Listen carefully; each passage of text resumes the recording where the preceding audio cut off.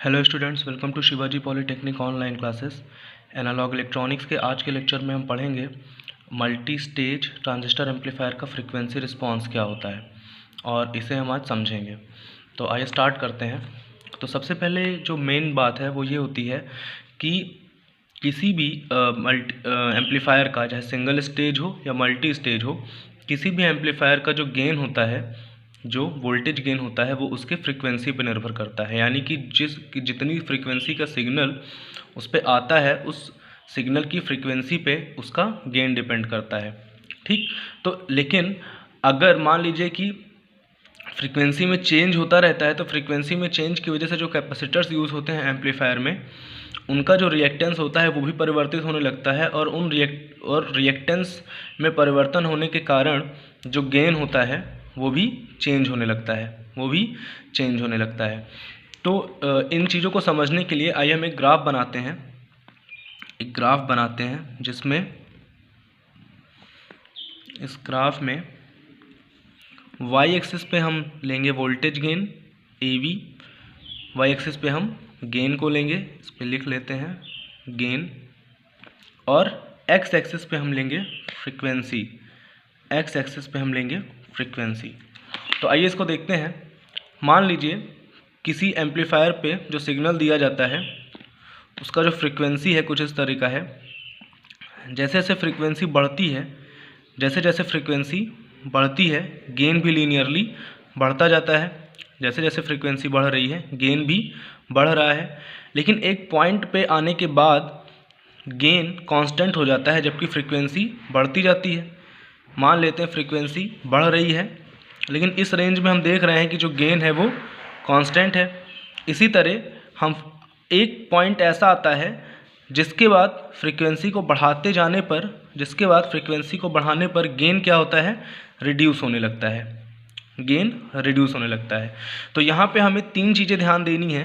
पहला, जब यहाँ पे हम फ्रीक्वेंसी को बढ़ा रहे हैं, यहाँ पे जो हम फ्रीक्वेंसी को धीरे धीरे बढ़ा रहे हैं तो गेन भी बढ़ता जा रहा है, और एक पॉइंट पे आके गेन कांस्टेंट हो जा रहा है, और उसके बाद फिर जैसे जैसे फ्रीक्वेंसी बढ़ती जा रही है गेन रिड्यूस होता जा रहा है। ठीक, तो यहाँ पे ये जो पॉइंट है इसे हम लोअर कट ऑफ फ्रीक्वेंसी बोलेंगे, और ये पॉइंट इसे हम बोलेंगे हायर कट ऑफ फ्रीक्वेंसी। तो इसको FL से दिखाएंगे और इसको FH से दिखाएंगे।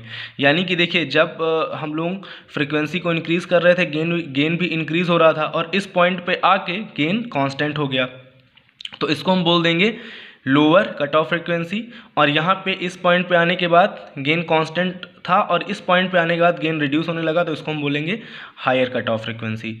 तो आई होप आपको ये समझ में आ रहा होगा। और इनके बीच की ये जो दूरी है, इनका ये जो रेंज है, यानी फ्रीक्वेंसी का ये रेंज, फ्रीक्वेंसी के इस रेंज को हम बोलेंगे बैंड विड्थ।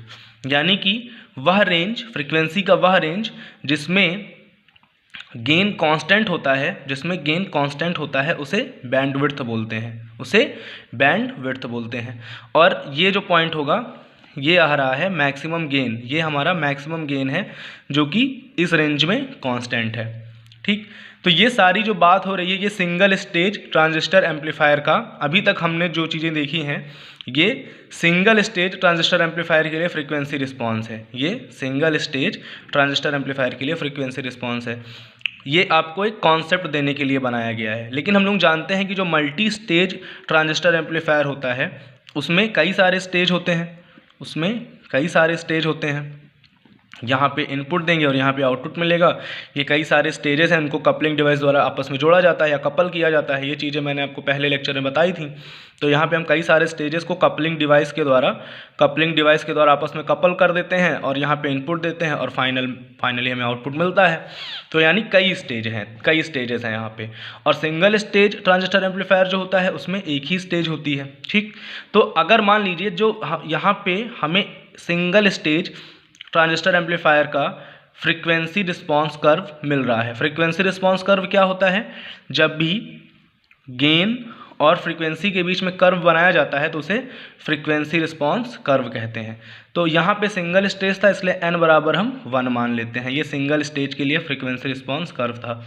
अब अगर हम स्टेज को बढ़ा दें, अब अगर हम इसमें एक और स्टेज ऐड कर दें, क्योंकि हम मल्टी स्टेज ट्रांजिस्टर एम्पलीफायर पढ़ने जा रहे हैं ना, तो अगर यहाँ पे हम स्टेज को इंक्रीज़ कर दें, एक और स्टेज इंक्रीज़ कर दें, तो जो फ्रीक्वेंसी रिस्पॉन्स कर्व होगा वो कुछ चेंज हो जाएगा। वो कैसा मिलेगा? वो अब कुछ अलग टाइप से मिलेगा, कुछ इस टाइप से मिलेगा, कुछ इस टाइप से मिलेगा। फ्रीक्वेंसी रिस्पॉन्स कर्व हमें इस तरह से मिल जाएगा।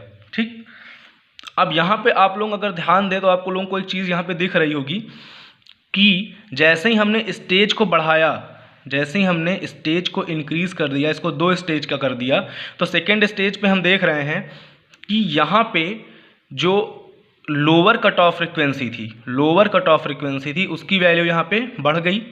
लोअर कट ऑफ फ्रिक्वेंसी की जो रेंज थी वो यहाँ पे बढ़ गई, और जो हायर कट ऑफ फ्रिक्वेंसी थी वो डिक्रीज़ हो गई, उसकी रेंज कम हो गई। तो यहाँ पे जो ये बिंदु है इसको हम क्या कहेंगे?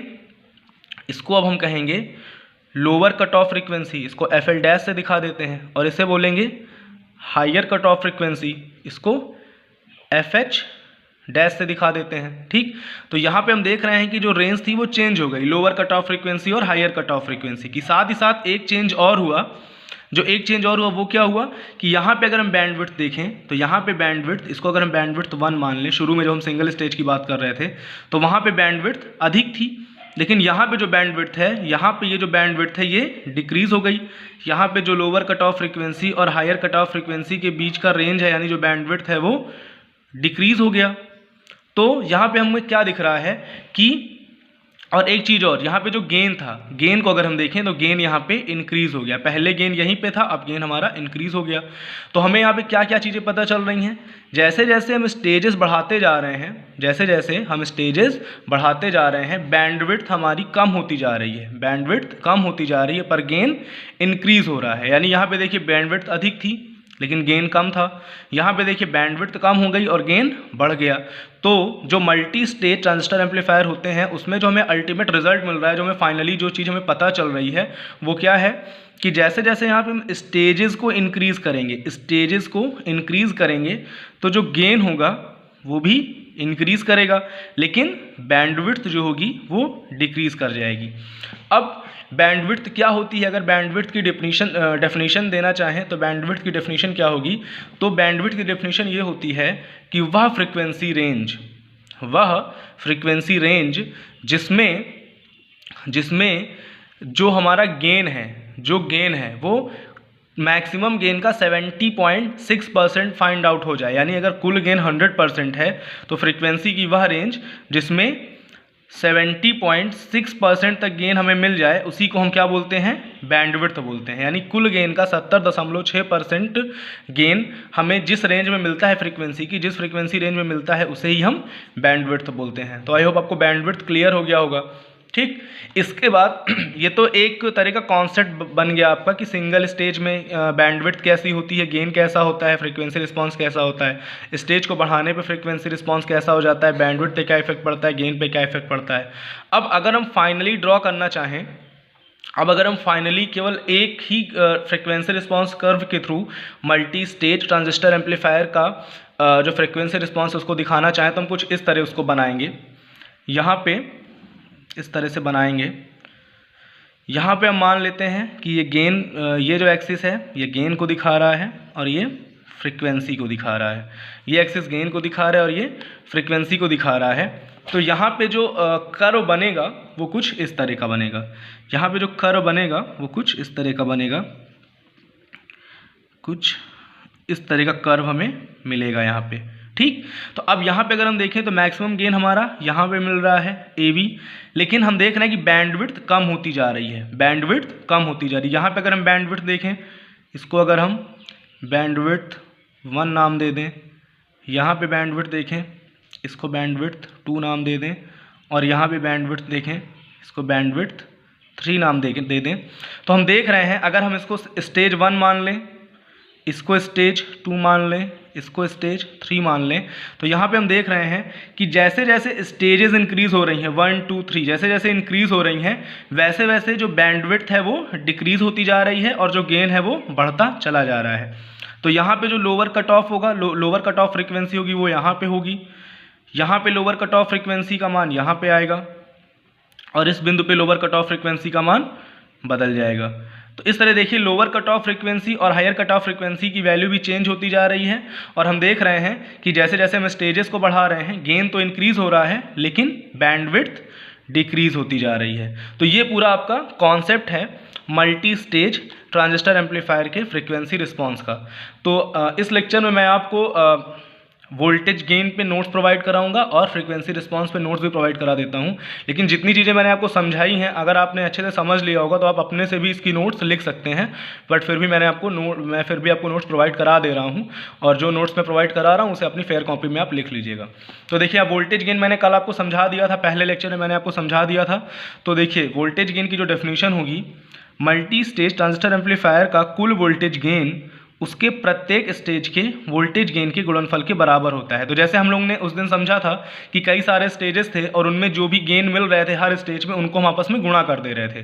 तो मान लेते हैं पहले स्टेज में गेन AV1 है, सेकंड स्टेज में गेन AV2 है, थर्ड स्टेज में गेन AV3 है और अगर n स्टेजेस हैं तो मान लेते हैं जो nth स्टेज है उस पर गेन AVN है। तो जो कुल गेन हो जाएगा उसकी वैल्यू क्या हो जाएगी, सबको हम मल्टीप्लाई कर देंगे, यानी कुल गेन AV बराबर AV1 into AV2 into AV3 into AVN तक। तो ये आपका वोल्टेज गेन हो जाएगा। तो ये जो नोट्स है इसको आप लोग अपने फेयर कॉपी में लिख लीजिए और अगर एग्जाम में इस पर शॉर्ट नोट लिखने के लिए आएगा, टिप्पणी करने के लिए आएगा तो आप लोग ऐसे इसको लिख दीजिएगा। उसके बाद मैंने आपको जो अभी फ्रीक्वेंसी रिस्पांस में समझाया है उसके लिए भी मैं आपको नोट्स दे देता हूँ। तो इस पर अगर नोट्स आती है शॉर्ट नोट लिखने के लिए तब आप इतना ही लिखेंगे, लेकिन अगर डिटेल में समझाने के लिए आता है तो डिटेल में समझाने के लिए आप ये पूरा प्रोसेस फॉलो करेंगे। और अगर वोल्टेज गेन को डिटेल में पूछता है तब जो मैंने आपको पिछले लेक्चर में मैंने जैसे आपको बताया था डायग्राम बना के स्टेजेस बना के उस तरह आप इसको पूरा फुल एकदम एक्सप्लेन करेंगे। और अगर शॉर्ट नोट पूछता है तो बस आपको इतना ही लिखना है। फ्रीक्वेंसी रिस्पांस में भी अगर शॉर्ट नोट पूछता है तो आपको इतना ही लिखना है। लेकिन अगर इस पर आपको विवरण इसका पूछता है, डिटेल में पूछेगा, तो जो वोल्टेज गेन है मैंने आपको पिछले लेक्चर में पूरा पढ़ाया था पूरी चीज़ें आप लिखेंगे और फ्रीक्वेंसी रिस्पांस में ये सारी चीज़ें आप कवर करेंगे और शॉर्ट नोट में केवल जितनी नोट्स मैं दे रहा हूँ बस उतना ही लिखना है। तो देखिए फ्रीक्वेंसी रिस्पांस क्या होता है, एम्पलीफायर का वोल्टेज गेन उसकी फ्रीक्वेंसी में परिवर्तन होने पर परिवर्तित होता है। एम्पलीफायर का वोल्टेज गेन उसकी फ्रीक्वेंसी में परिवर्तन होने पर परिवर्तित होता है। ऐसा इसलिए होता है क्योंकि फ्रीक्वेंसी में परिवर्तन होने पर कैपेसिटर का रिएक्टेंस भी परिवर्तित होता है। क्योंकि फ्रीक्वेंसी में परिवर्तन होने पर जो कैपेसिटर्स हम लोग यूज़ करते हैं एम्पलीफायर में यूज़ करते हैं ना, bypass capacitor, coupling capacitor use करते हैं ना, तो अगर मान लीजिए फ्रीक्वेंसी चेंज होती है तो उन कैपेसिटर्स का जो रिएक्टेंस है वो भी चेंज होने लगता है। तो कैपेसिटर का रिएक्टेंस भी परिवर्तित होता है जिस कारण आउटपुट वोल्टेज भी प्रभावित हो जाता है। यानी आउटपुट वोल्टेज में भी चेंजेस हो जाते हैं अगर रिएक्टेंस चेंज होता है तो ठीक।